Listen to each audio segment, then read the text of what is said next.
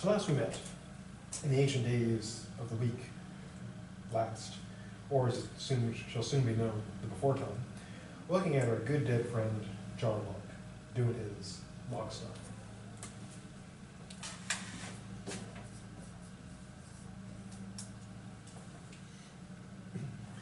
And Locke's thing, kind of his deal is this. He has, we're talking about his political philosophy, and he doesn't come up with the notion of state of nature, but he employs it.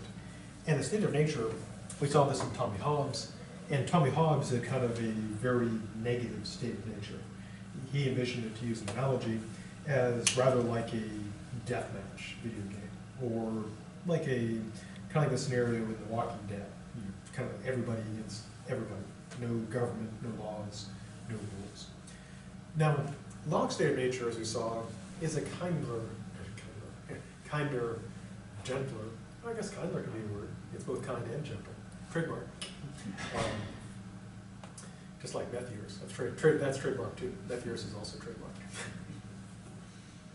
And so, presenting this kinder, gentler state of nature in which there is no government or political authority, but there is a moral order, courtesy of God. There's also people have rights, life, liberty, property, and so morality exists before government. So there's an objective moral order to the world. Now, one of the rights we have under Locke is the right of life. And a good question is, of course, where does the right to life come from? Merely being alive, we are alive, but what gives us a right to that? And as we saw, Locke essentially says, God. Life is a property right held by God. Roughly put, if I'm killing people, I'm busting God's stuff. So I'm committing a property crime against God's property, and so that would be wrong. We have no right just to bust God's stuff without justification. But don't worry, if you want to bust God's stuff, there are justifications for that. Now, another fundamental right, so we got the big rights, life. And the base of that is God owns us. Now, is that a good justification for right to life? That you're busting God's stuff if you're killing people? Yeah, if you accept that God exists and He created us, then yeah, it would be a property crime against God. And I guess He would have right to punish us for busting His stuff. Now, a second fundamental right in the West is the right to stuff, property.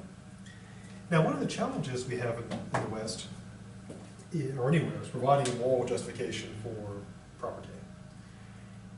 Now, our society, of course, like pretty much all civilizations, is based on the notion of ownership. Now, in past societies, ownership was often, just at the highest level. So if you had like the king would own, and the nobles would own everything, including like other people. Or ancient dictatorships, etc., there'd be very limited ownership. And one, I guess, sign of progress is, like in the United States, anybody can own stuff, and you can't own legally or morally own people. So I guess that's progress. Now, a good question, though, is what justifies the right of ownership, the right of property? And this is especially sort of mysterious when it comes to owning things like land. Because, I'll take Donald Trump. He owns land. But did he make that land? Did he, by the power of his will, did he bring the earth out of the void and cause it to appear? No, it was already there. He has, gold letters emblazoned his building. He's got a lot of gold. Did he create the gold? No, it's dug out of the ground. So the good question is, how do we own, the earth? Because it's here way before us, and it's here long after we're gone. And things like gold. Again, it's buried in the earth, they dig it up. No one can claim to have created it, except God. So how do we own stuff? Well, here's Locke's story of how property works. So, in the beginning, as we saw last time, God creates the earth, the heavens, and all the stuff. So here's earth. Not actual scale. And this is where we are, where we keep our stuff. So, on Locke's view, initially, God gives the world to everybody in common. It's a gift to everyone. And that basically is communalism. Everyone owns everything. So how do we get from everyone owns everything to private property? Well, let's take, for example, an apple on an apple tree. In order for that apple to be of use to you, what do you have to do? Just start and grow it. Yeah, you gotta go and pick the apple to eat it. Or if there's a deer, Bambi romping through the forest, in order to make, steaks out of Bambi, you gotta kill Bambi. So in order to use anything, be it water or fruit or animals or wood, you've got to pull it out of the, you got to mine those resources, as they say in Minecraft. So what then allows us to have the right to do that, to claim this apple is mine, this deer is mine, this tree is mine? Well, here's how Locke does it. Each of us, he says, has property in our own self. Even though, again, God owns everybody, but he's cool with it. He lets, it's kind of like, it's, I don't know, sort of like staying at like a friend's house. They own it, but they're a cool friend and let you like use their stuff, like drive their cars and it's yours. So in a refrigerator? Yeah, their refrigerator. Mi refrigerator, si refrigerator. To use the phrase no one uses. Or mi casa, su casa, which people actually use. Yeah, so God is cool. He's like, yeah, I created everyone, it's all mine, but yeah, you own yourself, so you're your own property. So you have self-ownership. And Locke says, because of this, because you own yourself, when you mix your labor with something, your property rights kind of invested or infected. So one way to illustrate this is think of we can go to the Gilligan scenario. Suppose you're on a 3-hour cruise aboard the Minnow, and the tiny ship was lost. With Gilligan, the skipper, the captain, Marianne, Ginger, and the Howells, and the demon that haunted the island killed them all in the end. It's actually a horror story. That's how it ends. It's like the first paranormal Gilligan's Island. So we get shipwrecked on the island, and there's palm trees, coconut trees, and resources. Now suppose you go and you're very enterprising, and you've seen Survivor, and you go and chop down trees, build yourself a nice hut, gather up coconuts and so forth, and haul some out and fill them with water, and you go back and some other person is crashed out in your hammock, eating your coconuts, drinking your water. Well, what would you say?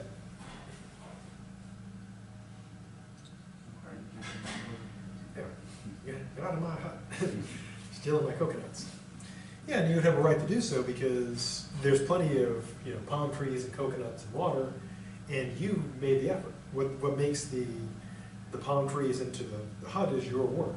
The hut is palm trees, which are accessible to everybody, plus your labor makes it your hut. And there are coconuts for everybody, but you went and climbed up the tree, fought off the coconut crabs, back. Big crabs. They actually can crack coconut shells with their claws. But it's supposed to be quite delicious, which is a fatal flaw in all living creatures, because if you're delicious, people will eat you, which is tough on the coconut crabs. And so, you gather the coconuts, making them yours. And so his argument is essentially that. You own yourself, you mix your labor with, say, the palm trees, the coconuts, the coconut crabs, making them your own. And so, again, they're sort of infested or infected with your ownership. And so it's yours. And the same applies to everyone else. Whatever one mixes their labor with becomes theirs. Now, Locke makes a couple of rules about property. Because one concern would be, of course, if you just mix your labor with something, which is kind of a vague notion.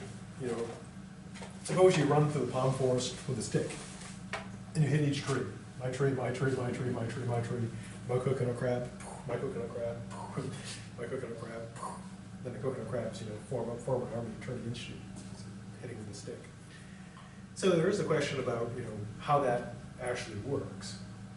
And that can be worked out, like how much labor do you have to mix with something? Can you just go and drive a couple stakes in, literally staking the claim, like during the gold rush, and say it's yours?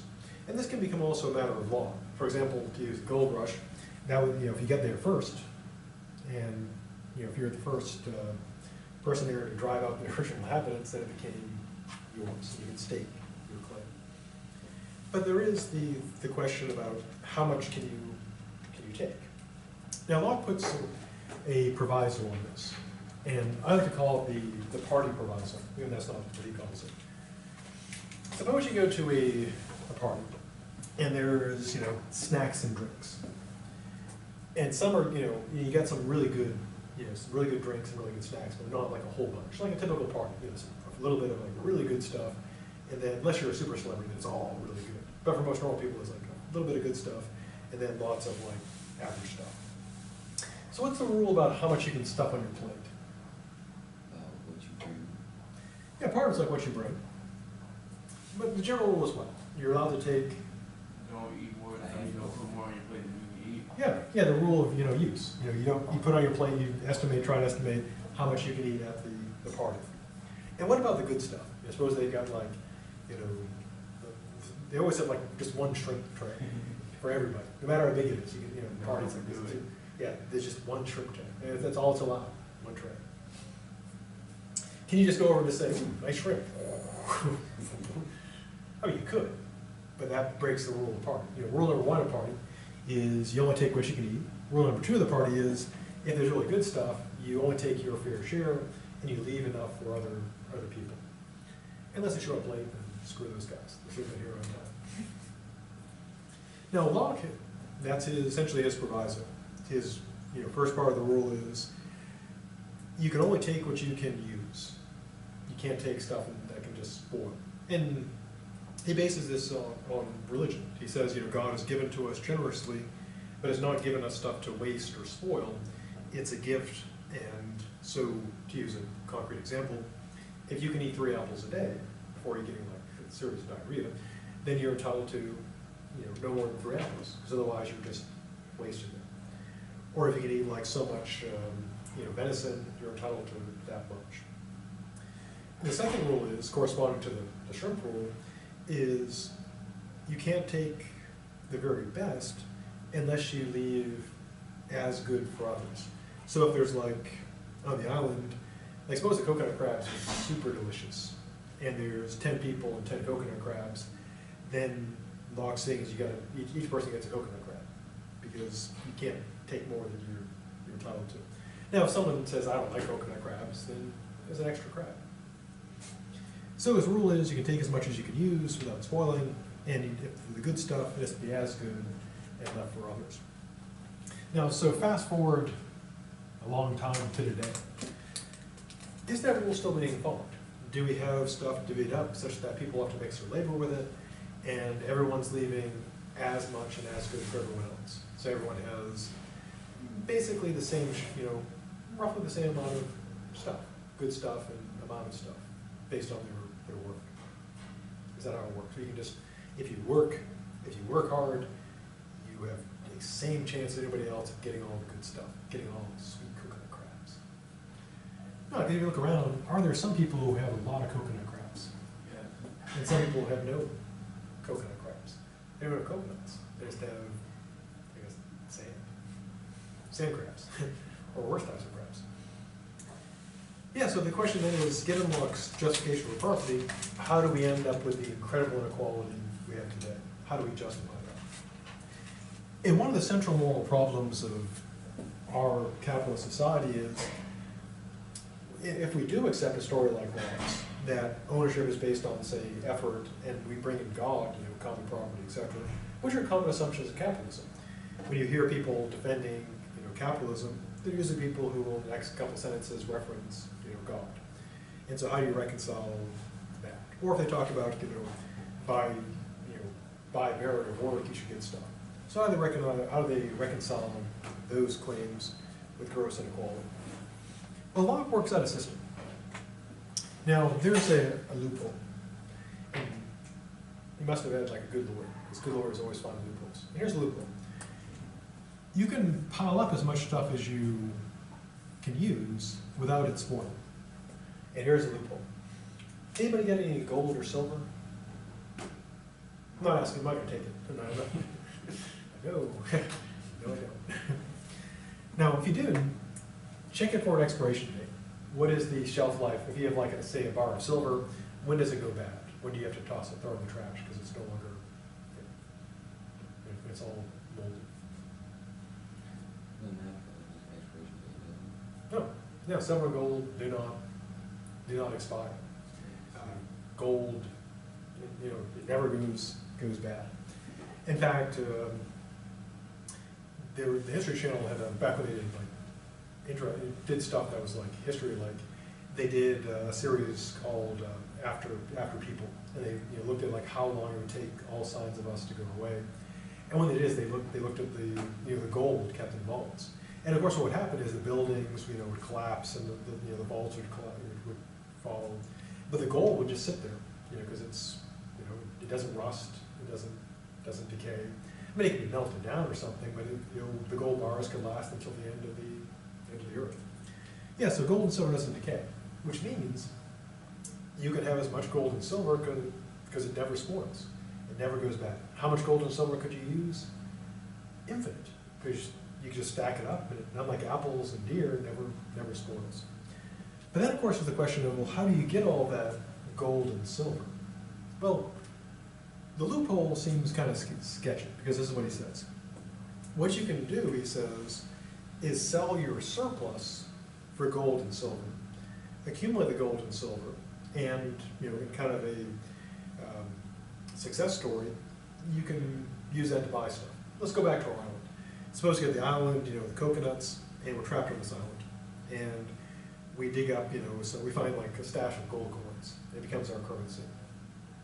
And what you could do is you could give people, well, you could gather like lots of coconuts, and then say to people, if you don't want to go have the trouble of going up in the tree and finding coconut crabs, you can give me like a gold coin, and I'll give you some coconuts.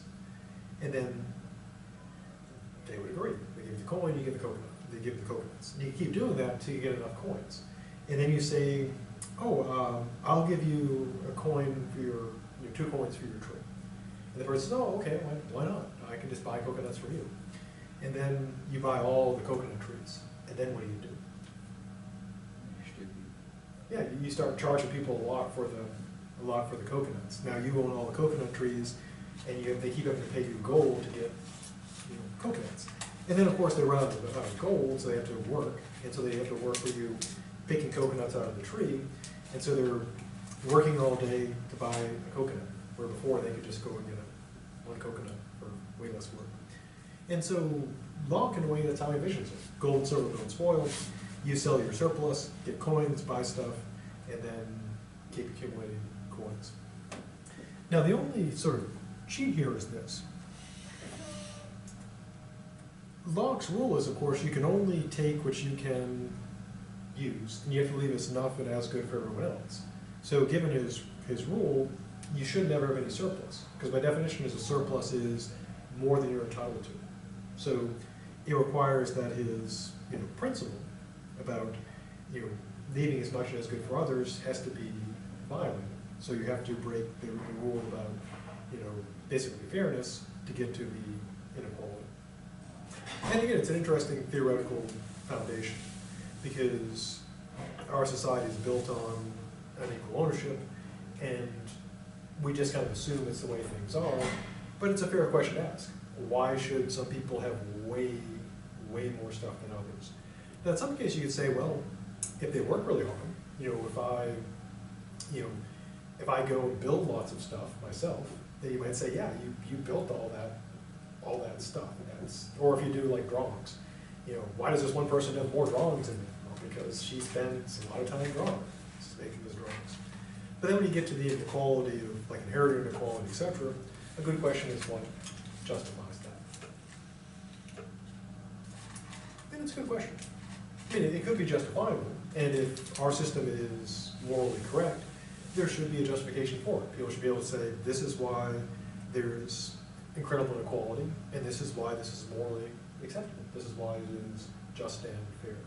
But if there isn't an argument for that, then it would be unjust and unfair. As Bernie Sanders likes to say, the 1% get the 90%, the 40%, or the 30%, of the 2% of the coconut crabs. The coconut crabs, of course, get nothing. Coconut crab 2016, you will free. He'll make the coconuts great again. Okay, so that's his theory of property. So do you buy it? Does this make it? It explains how, I guess, things progress. But as it justified, after hearing that kind of explanation, do you say, oh, sure. I mean, sure, some people have billions, other people work really hard and have nothing, but that seems totally fair.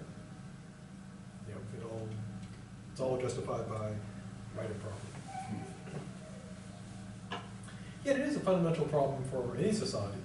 How do you justify ownership, and how do you, what is the correct distribution of the goodies? Because if you accept the world belongs to everybody, then you've got to justify how it's handed out, how it's divvied up. Now, if you accept a system in which there are, a special elite that owns everything, and everyone else is just, peasants, then you still need to justify that, but you wouldn't. That explanation would say why some have almost everything and others have nothing. And so the challenge is justifying that distribution and having a good story.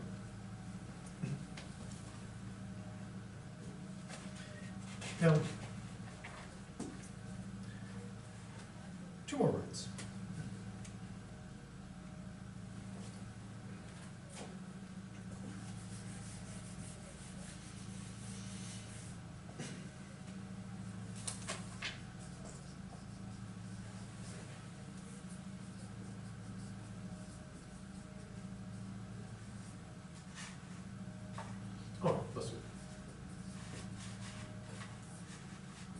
Liberty for Locke comes about in the way that he claims that since all people are created equal by God, even though God is above all of us, there is no natural, he's essentially rejecting the divine right of kings, that no one is born, no one is born, people are born kings in political systems, but no one is by nature king. And so since we're all equal, no one has a right to claim dominance over others. It's liberty. Now, one challenge society faces, even before society, is the problem of punishment. All societies, of course, have punishment. We have a system, a multi-billion-dollar system of prisons, what some would call the prison industrial complex. Massive structures, a legal system. In fact, we spend lots on prisons. And actually, I think the average cost varies, but I recall that typically I think it's like $40,000 to $70,000 per year to keep someone in prison. I always thought for people who aren't particularly violent, you might say to them, okay, how about we pay you $30,000 a year and you don't do bad stuff? And if people agreed to that, you would come out, you'd come out ahead because you'd be saving say $10,000 to $40,000, which would be a good deal. The money would go back into the economy. And it's actually based on the comic strip, a Bloom County one, where there's a guy, goes up to one of the characters and says, I'm thinking about starting a life of crime, which will cost society, X amount of dollars, or you can just give me $10 now and I'll just go home and I'll buy a book and just go home and not commit a crime. And it's like, good deal. So what justifies punishing people? Which is a good question because we do. When we lock people up, we execute people, we fine them, etc., shoot them. And again, it's a moral question. What justifies us in doing that? Because if we go back to the state of nature where there are no kings or queens or police or courts, what justifies a person punishing another person? Well, Locke comes up with the following justification. In the state of nature, he says, there is no legal system, by definition. There's no courts, there's no police, there's no justice system. But there is justice, and it works like this. Locke claims that we've got these rights, life, liberty, and property. And he argues that rights, without a means to act upon them, are useless. To use an analogy, think of like the right to vote. Suppose you get the right to vote, but there's so many restrictions that you just, suppose, we'll take a real life case. Suppose you live in a state that has all kinds of voter laws, like you gotta have an ID, you've got to, they restrict early voting, they restrict polling places and polling times, and suppose you're working long hours. And the day the hours the polls are open, you even get a car, you just can't get there. Because they closed all the polling stations, like, it's like 30 miles or 40 miles of polling station. So, if you can't act on that right to vote, effectively you don't have it. It's meaningless. It's like, I have the right to vote, but I can't do it. Now, so Locke says if you got the right to life, liberty, and property, but there's no one defending them, those rights are effectively useless, because, oh, that's cool. It's like magic. You haven't seen this all semester long? I don't remember things. No, it makes every day a beautiful thing. I remember nothing, and everything's new. It makes, my Netflix subscription is perfect. I watch the same show every day. I don't remember it, but according to my queue, I've seen the first episodes of Daredevil 7,000 times, because I just keep watching it. It's new every time. And I just have all my passwords tattooed on my arm. It's good. Makes changing it really painful though. Damn you, fam, you and your password. But anyways, yeah. So in order to have life, liberty, and property, we got to be able to defend those rights, because otherwise they're useless. Now, in the state of nature, of course, there is no police system. So there's no Sheriff Andy, from Maybury, rolling around protecting our rights. So then, how do we have them? Well, Locke says that you got to have someone defending them to have them. So you got to have someone who's doing this. And he says, since we're all equal, if anybody can do it, then everybody can do it, because we're all equal. So we got to have someone doing it, and there's got to be someone doing it. If anyone can do it, and there's got to be someone doing it, everybody can do it. So we all are, roughly put, we are God's vigilantes. We are, like in the superhero movies, the vigilantes working outside the law. And in this case, there is no law, there is no police. To go with the analogy of the superhero stuff, the usual justification, one of the downsides of having superhero movies become kind of realistic is that you start asking questions like, what do the police do? When the Joker shows up, why doesn't the sniper just be on a roof with a .50 cal and just put a round right through his head? Boom, Joker down, villain out of the way. Or any of the non-bulletproof heroes. Or just nuke them, They're all gone. Problem solved. And so, yeah, one of the justifications they use for people like Batman or Daredevil is what? Why is Daredevil allowed to operate?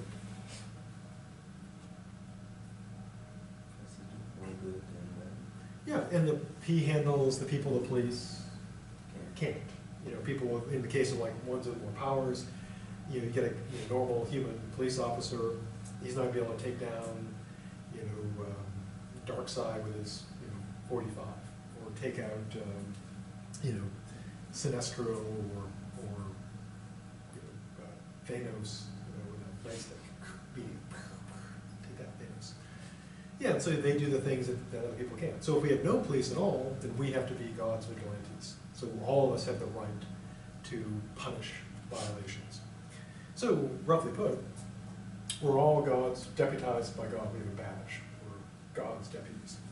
So if someone kills someone else, or steals, or violates liberty, we have the right to saddle up and ride and bring about, frontier justice. Now, one of these rights is the right to punish. And this is what justifies it for Locke. If someone violates the life, liberty, or property of someone else, unjustifiably, then we have the right to punish them. Why? Well, one reason is the classic justification of deterrence. And deterrence is supposed to do what? Make people afraid of the consequences. Yeah.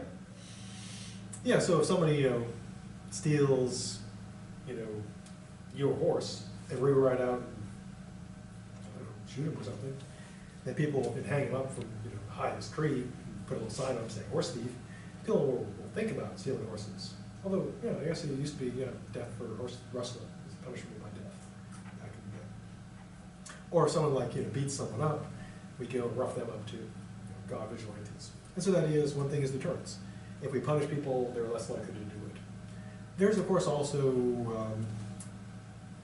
the part that's known as reparation. And reparation is what? It's getting stuff that was taken from you restored in some fashion. Yeah, yeah, exactly. It's if something, if your magical laptop is stolen, then you have the right to get that back. Now, in Locke's view, we all have the right to punish. So if someone steals your laptop, you can say, get together the vigilante squad. We're going to go get my laptop. But the right of reparation only belongs to the person who lost the property. Why? Well, it's your laptop, and only you have the right to get it back. If someone else gets it back, they're just, stealing. So even if they take it from the, if they take it from the bad guy, keep it for themselves, they're just secondhand thieving. So is he right about that? If there's no police, no law, or the law is ineffective, do people have the right to be God's vigilantes, to bring justice to the unjust? Yeah, but if you believe that people do have these rights, and someone's got to protect the people, then we all have if we're all equal, then we all have the right to. Isn't that how society started creating police? Yeah. Is that we said, okay, well, instead of letting everybody just go do this willy-nilly, we'll kind of create a group of guys that that's their job to do this. That's right, because we all can't be Batman. Right. But if the police aren't doing their job, Batman. Who has to punch Superman a lot. Looking forward to that, if it's good. I'm worried that it'll be good. I'm hoping it'll be good though. But it's basically The Dark Knight Returns. Same lines from it. I mean, it's going to be different, but it's a basic, get the armor, get some of the lines from it, and a lot of punching of Superman by Batman. And I think that since Superman movie wasn't so that great, I think Superman deserves some punches. Because Batman movies have generally been pretty good. So as I'm looking at his payback for the kind of bad Superman movie. Hit him again, Batman. And I guess they should have Marvel heroes beat him up too, because Marvel movies have been consistently better. Although if you go back to like the 70s, they had some really bad ones. They can find them on YouTube. There's actually was a Fantastic Four movie. I know they do this, but it was made. It's actually available on YouTube. It is awful. It is as awful as you can imagine. Not as bad as the most recent one, though, surprisingly enough. Okay, so punishment justified that way. God's vigilantes. And this, of course, again, tying back to the superhero angle, this is the justification superheroes use. The police can't stop it. It's also what vigilantes in real life, talk about, that the police won't do their job, that it's up to the citizens to take matters into their own hands. But then there's a question, of course, when you have civil society, how much do people do that? And we do have the negative view of vigilante justice. And of course, in real life, if someone put on a costume, went out and started beating up bad guys, they'd be arrested for assault. Unless they were acting in self-defense. See the same way there? That's why I'm professional. Don't try that at home. Now, Locke justifies self-defense this way. And the reason why it's important is because, well, in our society, are we big on self-defense in America? Yes. We are. In fact, we have all kinds of laws about it. Then one law, interesting law we have is the standard ground law. Many states have those. Anybody know what the basis of that, or the basic idea behind standard ground?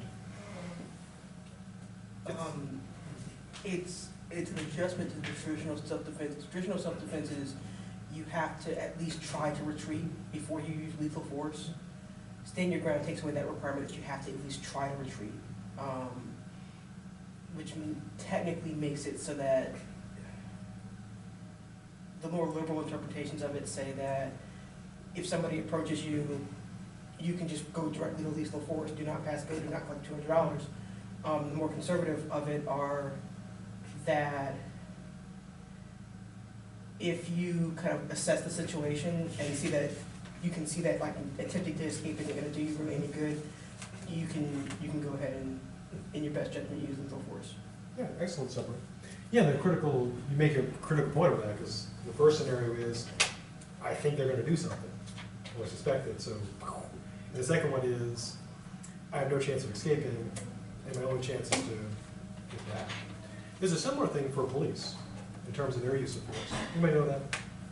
The general, I mean, it's different, varies from state to state, but anybody know the general rules on police use of force within self-defense?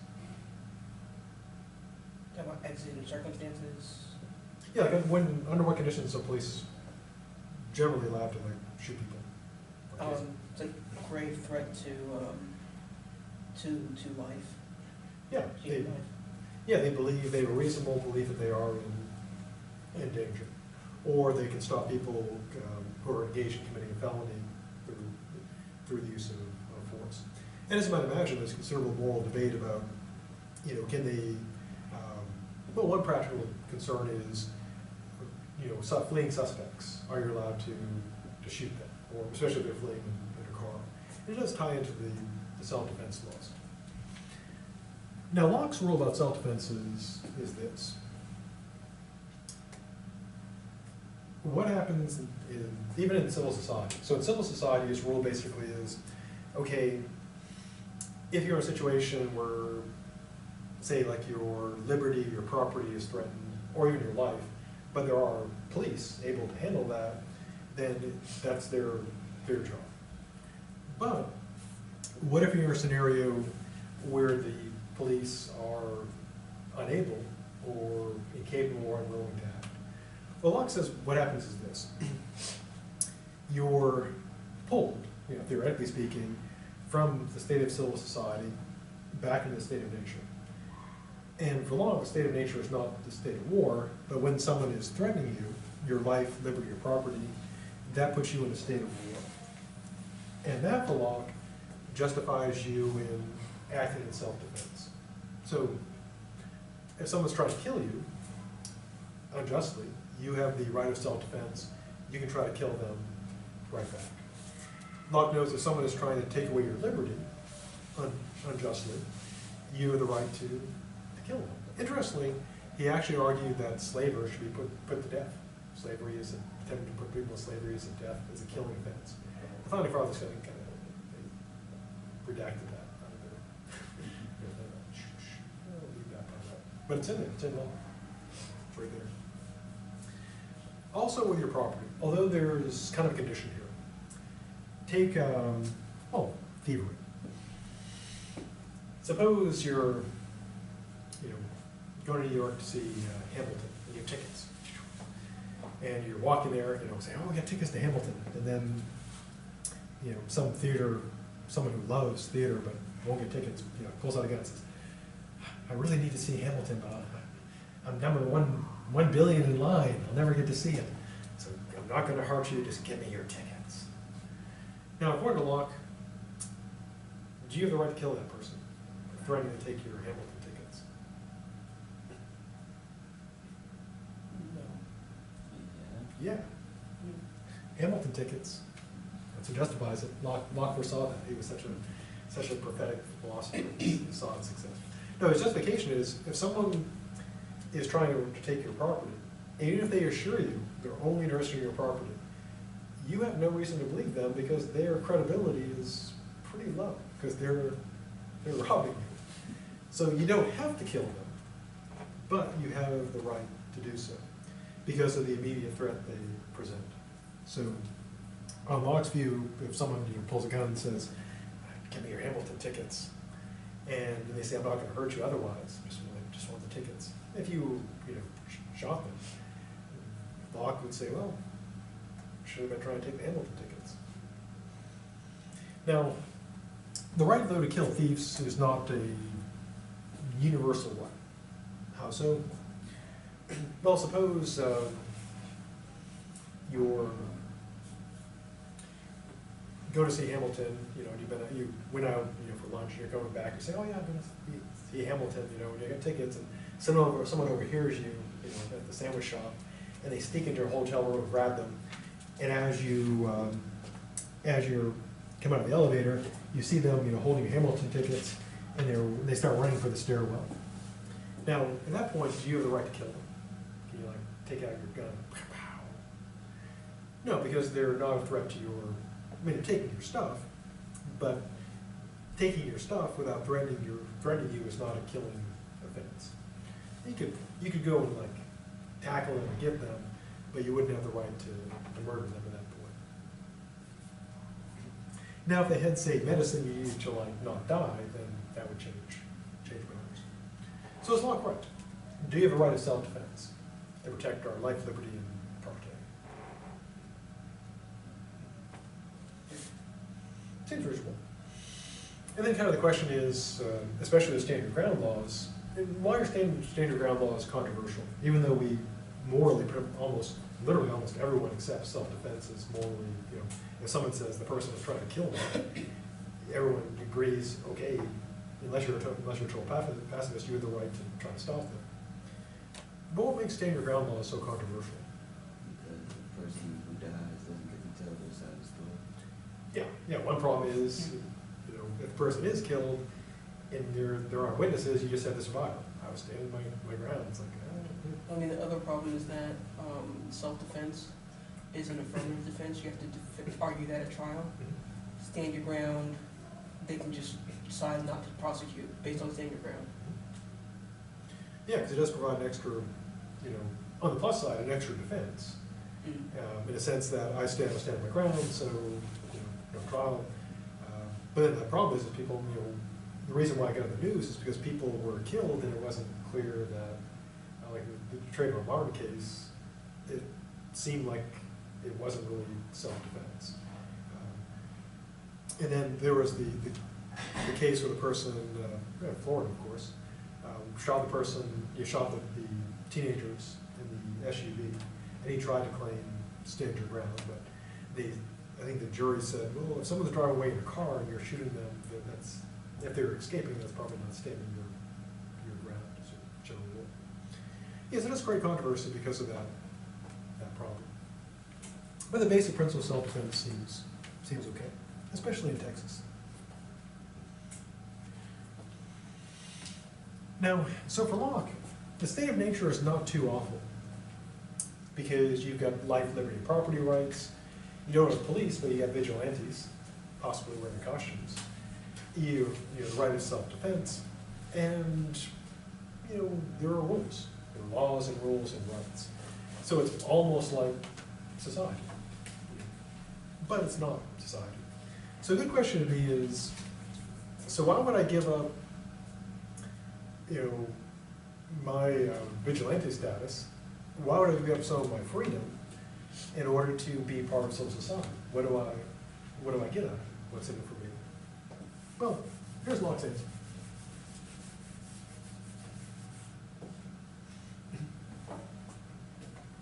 Well, I guess I'll put it as a question. Suppose we have this scenario. Suppose we've got, hypothetically or actually state of nature. And we've got, and it's like Locke envisions, for real, like there is life, liberty, property. People have the right to be vigilantes, etc. It's not like what Hobbes is, deathmatch, bloodfest. So what reason would you have to abandon that, to give up, liberty and accept police and courts and, fines and prisons and all that stuff? Bureaucracy. Well, in the state of nature, is there a written law, known rules? Like the Constitution? Yeah, I mean, before you have government, do you have a constitution? Well, by definition, no, because as soon as you got a constitution, you got the laws. So Locke's first motivation is this, that he does claim, probably incorrectly, that the law of nature is intelligible to all rational beings. Now, pretty much all these theorists think that their theory is something that if people really just thought, clearly they would see was true. And he thinks, and obviously Hobbes would disagree with him because he's a different set of rules. Locke thinks that people really do know these laws of nature. But he says the problem is that we don't have, it's not like written down. And people have biases in their own favor, and people do have ignorance about the law, about these rules. So what we need is what he calls established known law, codification. So what's the advantage of having, laying aside whether they're good rules or bad rules, what's the advantage of having rules, laws, written out? The problem of people maybe or maybe not understanding what the laws are, it goes away. Yeah, you have it written, it's like, you can use an analogy to like a game. If you have, the analogy uses, well, if anybody read Calvin and Hobbes, I don't know if it's still a thing, I still have all my books. But there's a game called Calvin Ball, where you just make up the rules and just go along. And of course, one problem there is no one knows what the rules are. Yeah, so if the rules written down like in a board game, then people know how the game is played. So you have established rules that people know. I mean, you may, and almost certainly will have people disagreeing with particular rules. That's unfair, that's too restrictive, but at least if the rules are written down, you have a code of laws. And historically, what is the first known code of written laws? Hammurabi. Correct. Oh, you had ruled Jeopardy with an iron fist. Hammurabi, 500. Who is Hammurabi? 500.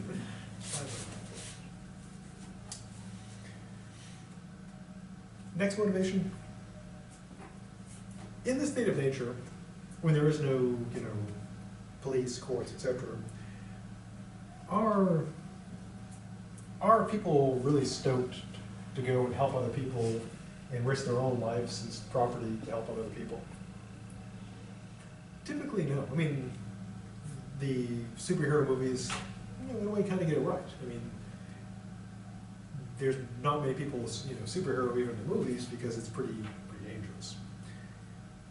And yeah, so if someone's wronged, most people will say, "Oh, that's too bad," but they say the horse thief's held up in the canyon, with all kinds of bullets. People say, "That's too bad.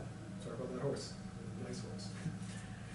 Or what about in a person's own case? Suppose someone steals, your horse. Might you go too far in getting that horse back? Yeah. So the concern is that people are very partial. So if there is not a judge, a hopefully objective judge, then people will may go overboard in their own cases, too much passion and so forth, and overdo it. And then when it comes to other people's cases, they would underdo it. So one important motivating factor is having hopefully neutral judges that provide good rulings about punishments and so on. Now, is that a good motivation? Is it better to have a judicial system where you have hopefully an objective judiciary, or should it be everyone just judging their own case? This person wronged me, I'm going to go and shoot him, which generally works out better. Well, given the history of lynching in this country, I'd go with the impartial judge. Yeah. Yeah, impartial would be good. Now, we do have a practical concern about, we have concerns about judges that are biased, and we do often hear, horror stories about judges. There was the one who was sentencing juveniles to a detention facility because he was getting paid. He was getting basically paid for every person he sentenced. So he was sentencing, they caught him, of course, but sentencing everybody. So, yeah, there is potential for corruption and abuse of the legal system.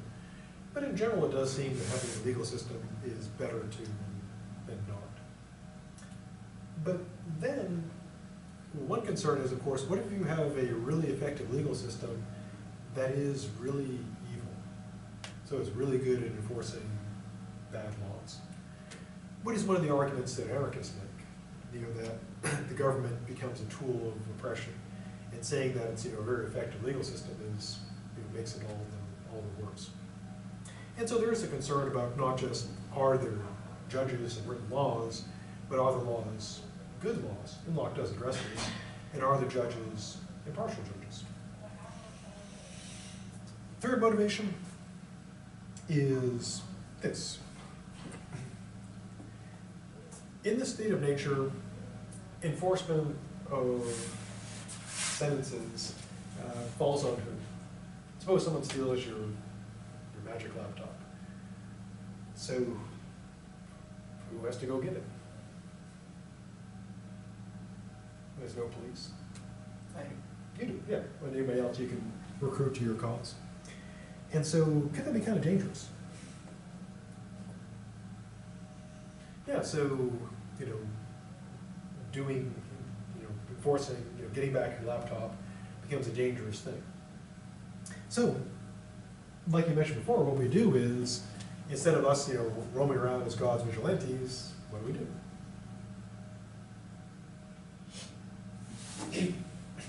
Yeah, we get police, and they do the dangerous stuff. And we hope that, you know, they follow, you know, if the laws are just, we hope they follow them, and so we get the professionals to take care of it. So Locke gives us, you know, 3 motivations. 1, written rules.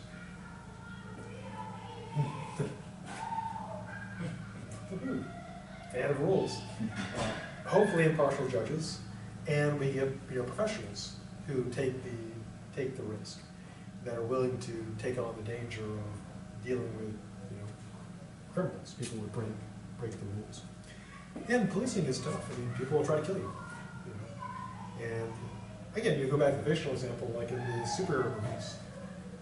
People sometimes say, you know, why are there superheroes in real life? I mean, there are some people who do dress up.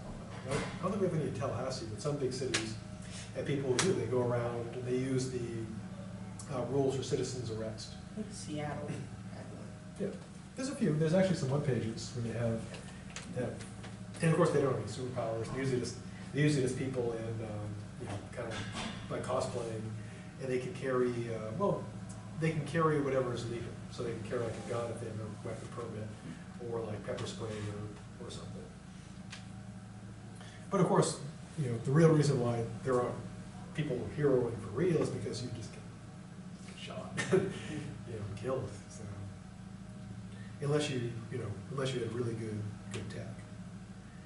I mean, I think the last set of like really, if you want to call them this, really effective vigilantes in the kind of the way that Locke's talking about would probably be like Black Panthers, because they were dealing with a police force that was hurting their community rather than protecting it. And so they armed themselves and they went out and they defended their community from everyone, from gangs, from the police, from whomever. Yeah, no, Locke's theory actually justified that, because if the job of the police on Locke's view is to protect the rights of the citizens, and if the police are failing at that, not doing their job, then they're not really police anymore. They're just people with guns and badges. Yeah, so then the state of nature is returned, and people have the right to act, you know, as vigilantes, or form their own police force. Yes, it actually is a moral justification for that. Yeah, and some countries don't have, like Somalia, don't have any government, and so whatever rules or laws there are have to be imposed by whatever warlord happens to do them. So how do we get out of the state of nature and into government? Well, since we're all equal, according to Locke, no one can be compelled to become part of society. And a fan of society. So if we were on our hypothetical, you know, island, or we could go with like a post-apocalyptic scenario. You could go with like The Walking Dead, or like Fallout, you know, video game. And you can imagine, you know, after, you know, the government collapses in an apocalypse, you know, government is gone. And people are like wandering around. And of course people in the movies and games, groups always form together, trying to establish, you know, order.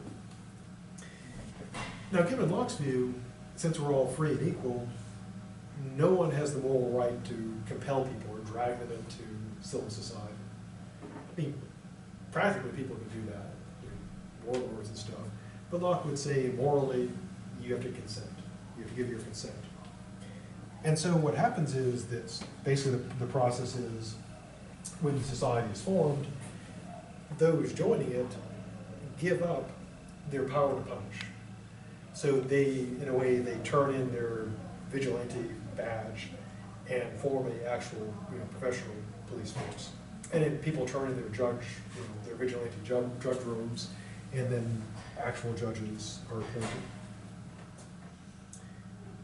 Now, and so for Locke, it requires our consent to give up those rights.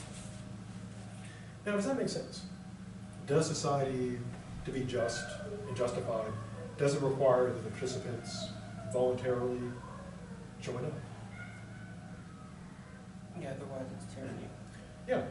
Otherwise, if you take the view like Hobbes did, might makes right, then sure. But Locke's view, if you accept we're all equal and no one's king by nature, yeah, people have to join up. Now then you get to the problem of how then do you make decisions? Now Locke, I remember when I had that kind of enthusiasm. No, wait, I don't. I never did. No, I morally, I believe I should never sing in front of people. People can hear me, because that would be, I think, a hate crime of some sort. Not because of what I was saying, but because of how bad it would be. People would hate it, and it would be a crime. That kind of hate crime. I do have actually a lot of songs though.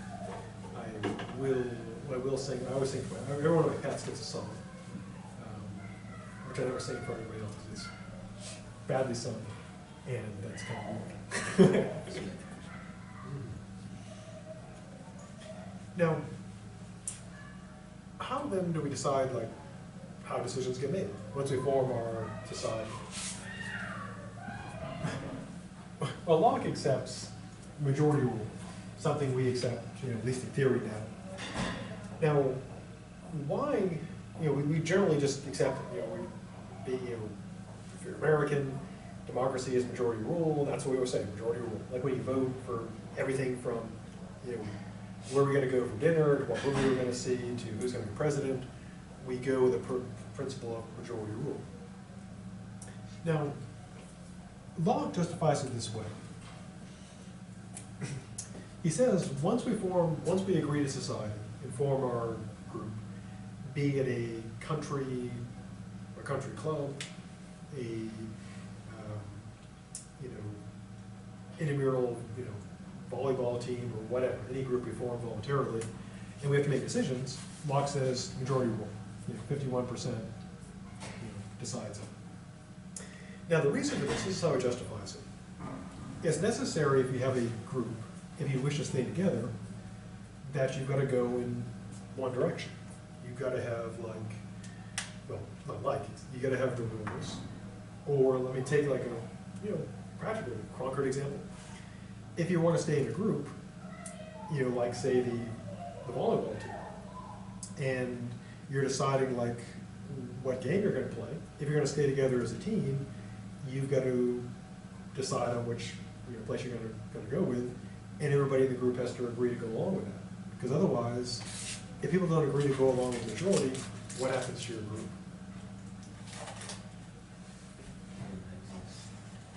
Yeah, it falls apart.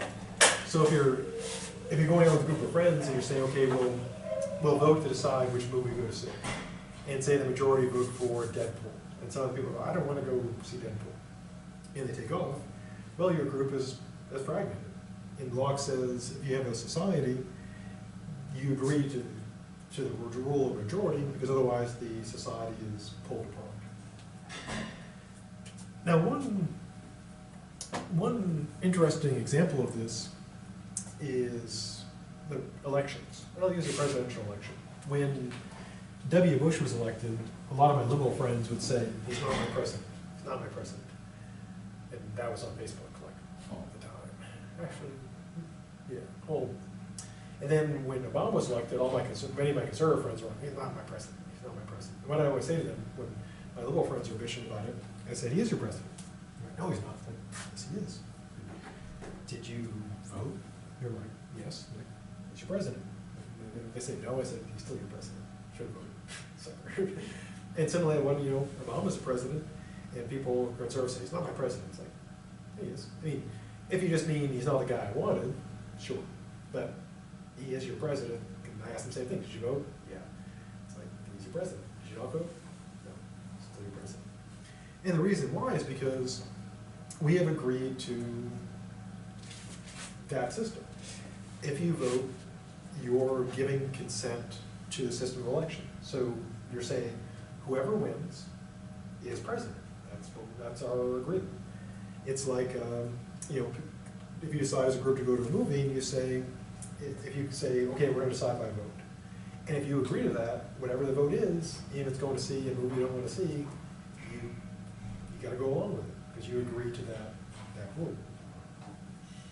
And so because of that, if we agree to the political system, when Donald Trump is elected president, he is our president, because we agreed to that system. Now, if you don't agree to the system, if you're a monarchist, and you don't consent to it, and you're just, you know, trapped here because there's nowhere else to go, because everything is owned by countries, then yeah, you could say, I don't consent to the system, I don't vote, I don't participate, I don't accept its legitimacy, then he is not your, or she is not your president. But if you go along, gotta live with the results. You may hate him, but you live with him. So when Donald Trump becomes president, I will have to say, and I've already written on this, I said, Donald Trump will be my president, because that's how it works. Wouldn't, you know, may disagree with him. Me, if I didn't want to be president, if he wins, he wins. That's the rules. Just like if I'm in a group of people and they're voting on what movie to see, and they pick, you know, something awful, I gotta sit there and I've done that, you know. I've done that with friends, and like, we want to go see this, I'm like, oh God, just, is death an option? No. You're not escaping in death. Damn it. Now, do you recall the greatest reindeer of all? No, sorry. I promise to be no singing. Do you recall giving consent to being? Oh, actually, I guess ask, is anybody here a naturalized citizen? You don't have to answer if you don't want to. Is anybody here a naturalized citizen? Like you moved here and went through the process. No. Everybody, you don't have to answer, but everybody, born here. Now, when you became like an adult, did you get like a form in the mail saying, "Please sign here to accept American citizenship"? No. No, but some of my friends did, because I'm military, and some of my friends were born overseas because their parents were serving overseas, and they, not so much officially, but they did have to make an explicit choice. Oh, between where they were born and their parents? Mm-hmm. Yeah, and so they're giving, Locke says, he draws a distinction between what's called tacit consent, which is what, if you're born here and you stay here, tacit consent is giving consent non-explicitly. You just, by being here, you're just going along. You don't have to actually say, okay. But the example you gave would be explicit consent, where the person says, I choose to be an American. Or if someone's a naturalized citizen, they go through the process, they hold up their hands, they're making a choice. So why does Locke need tacit consent? Well, the reason is this, and it's shown in the example. In most countries, if you're born here, you're just assumed to be a citizen and follow the rules, unless you explicitly do otherwise. Like you have to renounce your citizenship. Otherwise, if you're born here, you're an American. That's just the way it works. And you're assumed to consent to the rules. And some people do give explicit consent. And Locke also extends it to not just being born in a place, but he contends that if you go into a country voluntarily, like dragged in or something, or you're there on a secret mission, that you tacitly consent to its rules when you go there. I mean, you may disagree with them, but it's kind of like the guest rule. If you're a guest in a house, you follow their rules. Now, of course, then there will be concerns about like if the rules are really like evil and stuff, but Locke's view is if you're involved in something voluntarily, you agree to go along with those rules. If you don't agree with them, don't get involved. It's kind of like with sports. If someone doesn't like the rules of the 5K, don't do the 5K.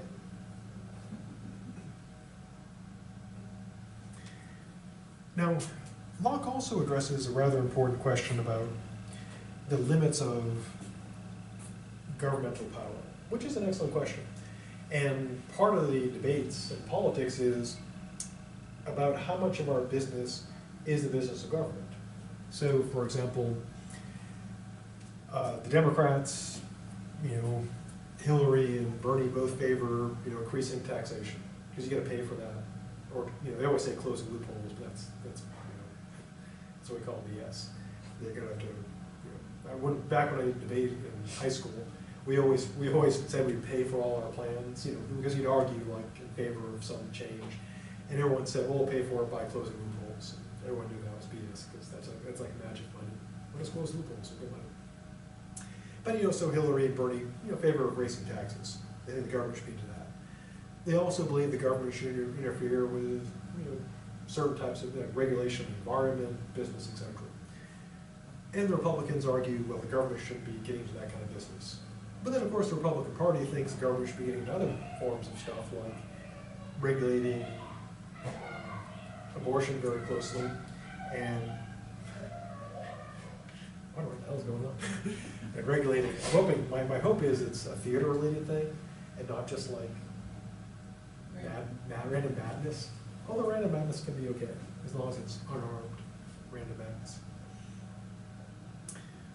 So, what powers do we give up when you go into the society, and what limits does the government face? Well, first thing we give up is this. We give up two powers. First, the power to do whatever we think right, to preserve ourselves and others. In other words, we give up some of our liberty, some of our property, not our life, we don't, but we give up some of our liberty and property for the good of society. So, for example, one of the liberties we give up is the liberty to punish people. Like I said, when you join civil society, as a citizen, you turn in your vigilante badge. You can become a cop, but you would no longer be a vigilante. And we accept restrictions on our freedom as part of being society. It's like being in a, it's exactly like being in a relationship. If you're in a relationship, you give up some freedoms. It's a trade-off. We also give up our power to punish, crimes. We turn that over to the law. And everyone does this, or has to do this according to law. And the reason why is we give up some of our liberty, and we give up our, some of our property, and our right to punish for a gain in our liberty and our property and safety. So essentially we're giving up some things to get better and more stuff. So Locke's view is if you have a good government, it's a good trade. Sure, you have some freedoms, but you get a lot of good stuff. To use an example, suppose you're running a corporation and you're making pharmaceuticals. Now, by engaging in government, engaging in society, you're expected to have some liberties. For example, you could be expecting your liberty just to charge people whatever, to accept government restrictions on how much you can charge people. But what do you get in return from the government? Well, hard pharmaceutical companies make all that money. The chemical formula is easy. A lot of the drugs, if you took a course in chemistry, you could probably learn how to make them pretty easy. Think about meth. People make meth in their bathtub, in their houses. You could learn how to make a lot of pharmaceuticals. But what keeps people from doing it? Patents. Yeah, patents. So if a company says, I don't want people restricting my freedom to charge 5,000 times the cost of the drug, well, then we could say, well, how about no patents? Then you're 5,000, you can charge 5,000 times as much, but somebody else is going to charge just, charge a normal fee. And the people are going to go to them, and you're going to be out of business. So if you want patents, if you want to get, you got to give a little. So if you want us to support your patent, you can't be scrupulous. Next time, we'll take a look at the limits of power, and then finish up John Locke, and then head on to our good dead friend, George Barker. So have a good rest of the day, and think happy thoughts.